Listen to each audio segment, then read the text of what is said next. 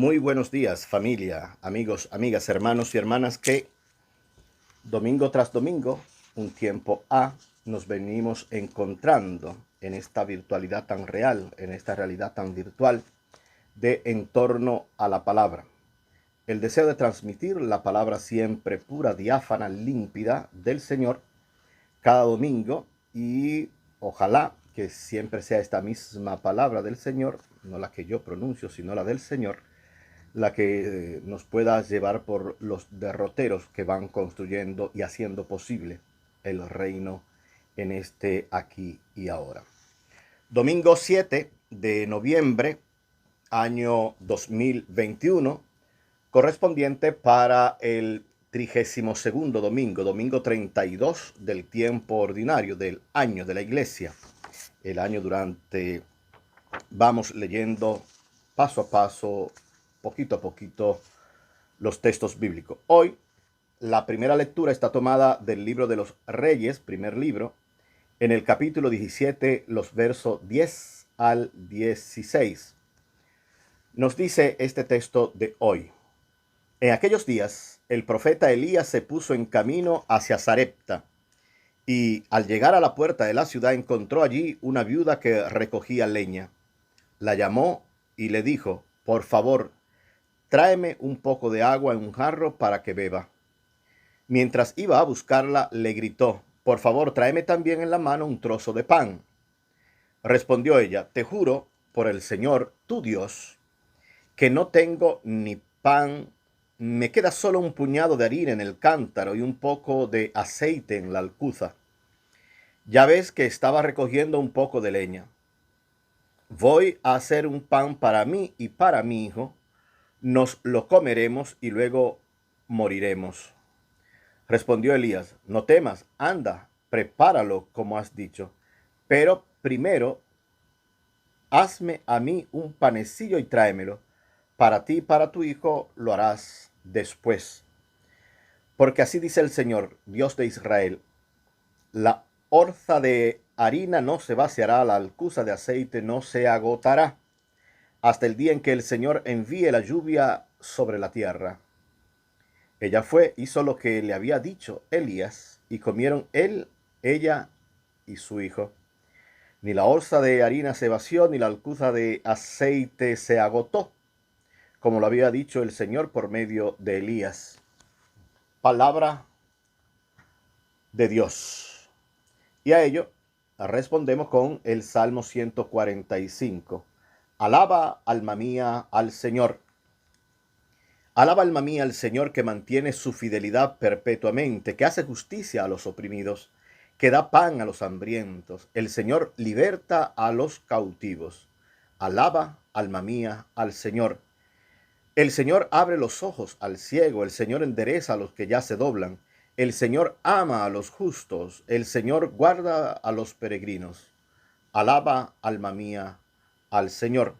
Sustenta al huérfano y a la viuda y trastorna el camino de los malvados. El Señor reina eternamente, tu Dios, Sión, de edad en edad.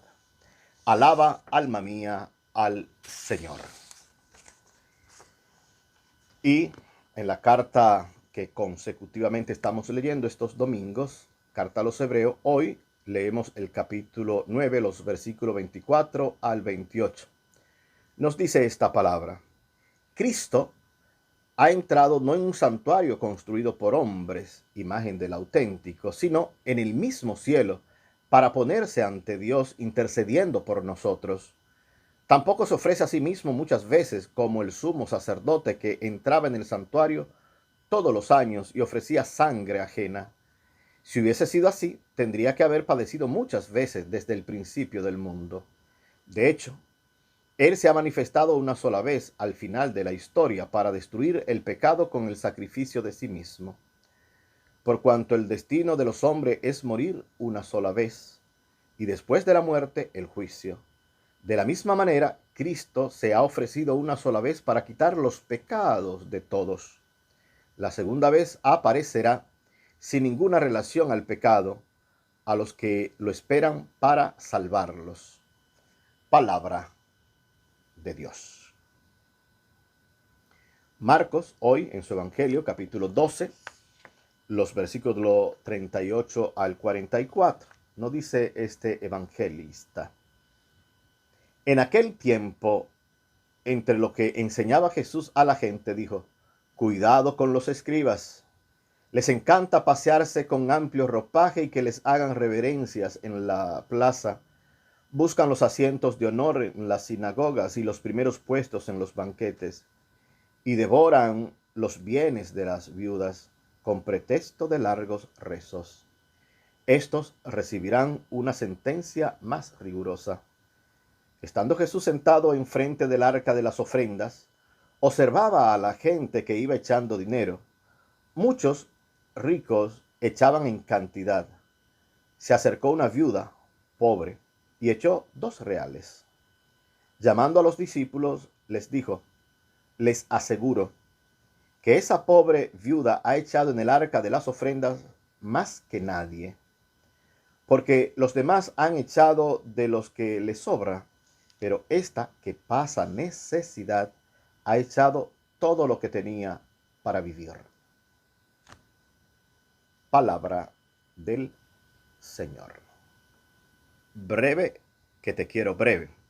Con textos breves, hoy una experiencia profunda de lo que podríamos llamar el lugar teologal. El lugar teologal, los pobres son el espacio y el tiempo teologal, es decir, ¿dónde queremos encontrarnos con Dios? Ese Dios que no vemos, ese Dios que no podemos palpar, que no es tangible, visible a nuestros ojos. ¿Dónde lo podemos encontrar? Los pobres serán ese espacio. Y esto no es una alabanza a la pobreza, esto no es una apología de la pobreza, esto no es un ensalzamiento de la pobreza, los textos de hoy, sino que en todo caso podríamos decir será alabanza, apología de la generosidad, y una generosidad encontrada precisamente en quienes están más carenciados, en quienes están en el mayor grado de carencia, de necesidad, los que están viviendo momentos de indigencia, una vida paupérrima, los que están en ese momento de su vida trágico de miserabilidad.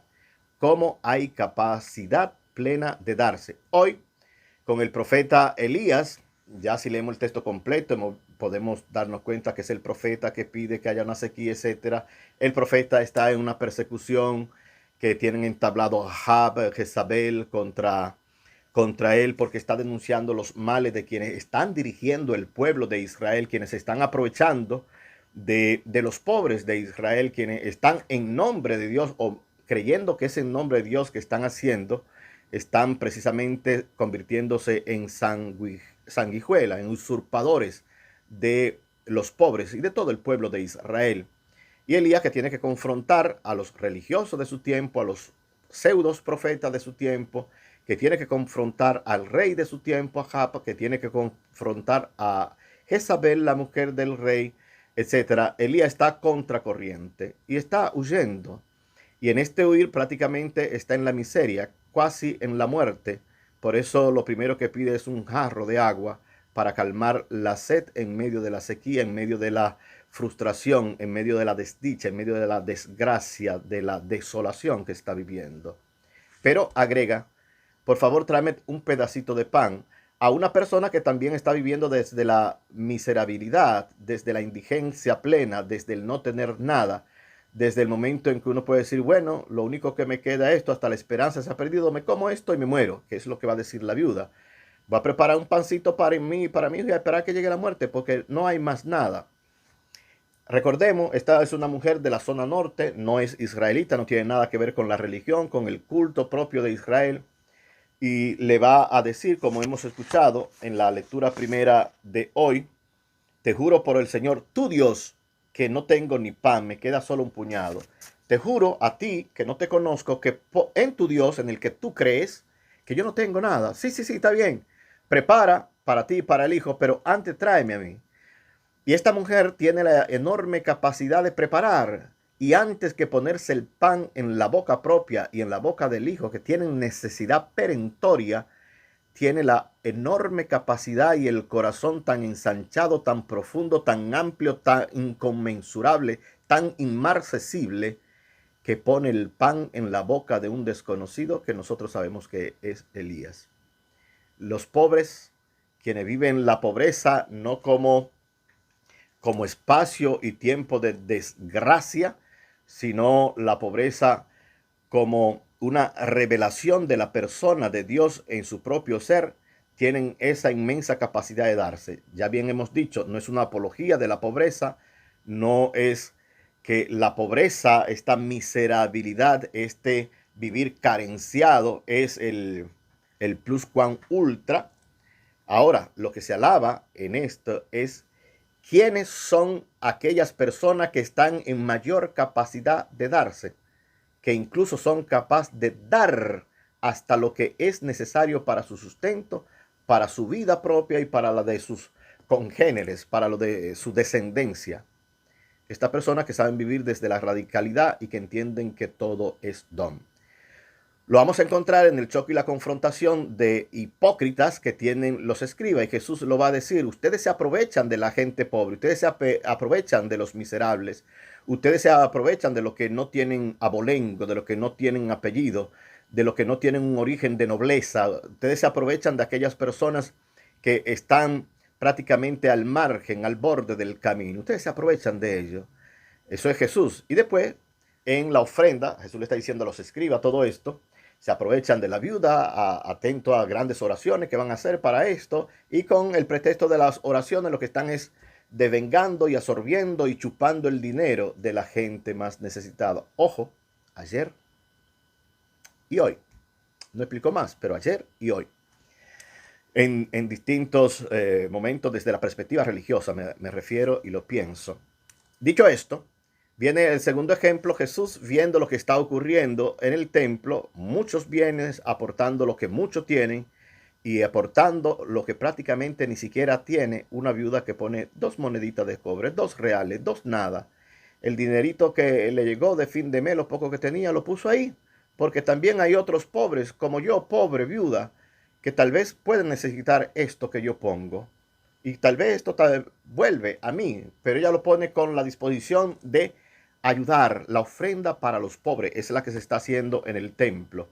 Y Jesús va a tomarlo como ejemplo para ensalzar esta enorme grandeza, válganos la redundancia, este corazón insondable, esta profundidad excelsa de esta pobre viuda, que se despoja de lo propio para ponerlo al servicio. No desconectemos este texto con lo que hemos leído domingo pasado. El señor rico que vino, Jesús le dice: vende lo que tiene. No pudo, se fue entristecido porque estaba muy apegado a sus cosas. No lo desconectemos para nada. No desconectemos este texto leído domingo pasado con Bartimeo, que es capaz de despojarse del manto, que es lo único que tiene como cobijo, ya hemos dicho, para ponerse en el camino con el Señor, maestro que vea. Hoy el ejemplo nos viene de una pobre viuda. El espacio preferido de encuentro con el Señor es allí donde Él siempre se ha encontrado. Anahuín e Yahvé, los pobres de Yahvé.